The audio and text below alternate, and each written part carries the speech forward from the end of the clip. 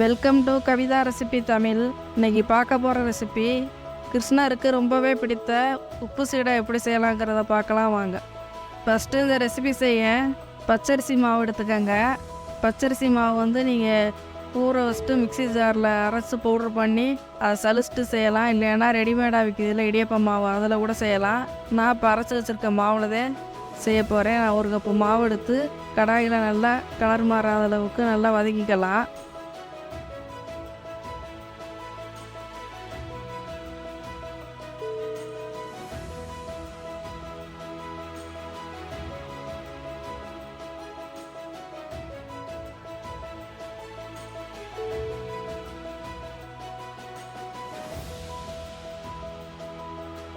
இப்போ இந்த மாவை வறுத்துட்டு சலிச்சு எடுத்துக்கலாம். ஏன்னா கப்பி இருக்கும், அதனால் அந்த மாதிரி சலிச்சு எடுத்துக்கோங்க. இப்போ இந்த அரிசி மாவு கூட 1/4 கப்பு உடச்ச கடலை இதை நல்லா லைட்டாக வறுத்துட்டு இது கூட சேர்த்துக்கோங்க. இப்போ இந்த உடச்ச கடலையை நல்லா மிக்சி ஜாரில் பவுட்ரு பண்ணிவிட்டு இதையும் சலிச்சுக்கலாம். இப்போ அரிசி மாவையும் இந்த உடச்ச கடலை பவுட்ரையும் இது கூட நல்லா மிக்ஸ் பண்ணுறதுக்கு இந்த மாதிரி சலிச்சு எடுத்துக்கிட்டேன். நீங்கள் இந்த மாதிரி உடச்ச கடலைக்கு பதிலாக நீங்கள் உளுந்து கூட அந்த மாதிரி லைட்டாக வறுத்துட்டு அரைச்சி எடுத்துக்கிடலாம். உளுந்துக்கு பதிலாக இந்த உடச்ச கடலை எடுத்துருக்கேன். நல்லா தண்ணி சேர்த்து உப்பு,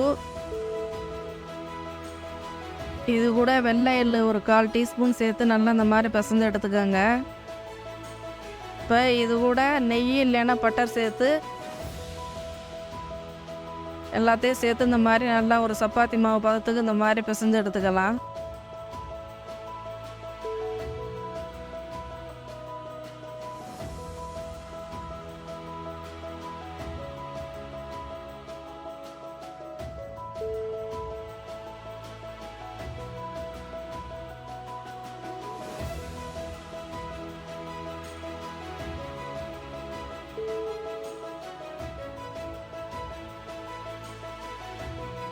இப்போ இது நல்லா உருண்டையாக எண்ணெயில் பொரிச்சு எடுக்கிறதுக்கு இந்த மாதிரி உருண்டையாக கையில் எண்ணெயை தடவிட்டு இந்த மாதிரி உருட்டி எடுத்துக்கலாம் ஒரே மாதிரி.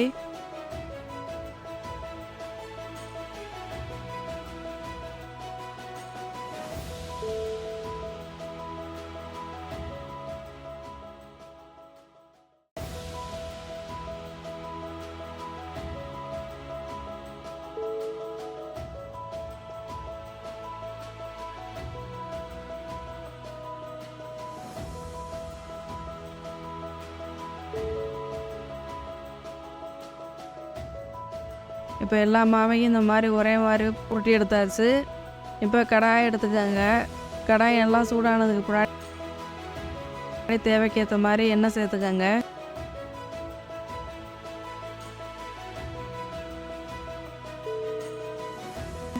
இப்போ ஒன்றா எடுத்து இதை எல்லா சீடையும் இந்த மாதிரி பொரிச்சு எடுத்துக்கலாம்.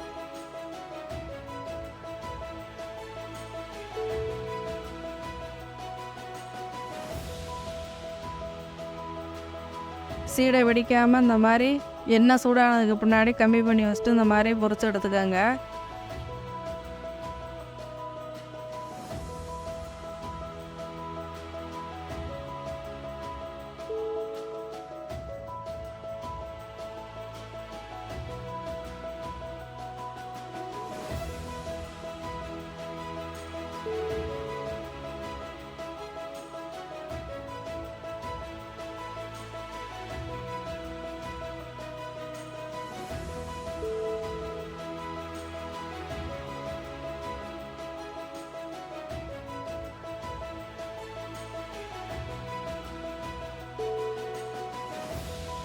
இப்போ இந்த மாதிரி அளவுகளோடு செய்கிறப்ப அந்த சீடை வெடிக்காது.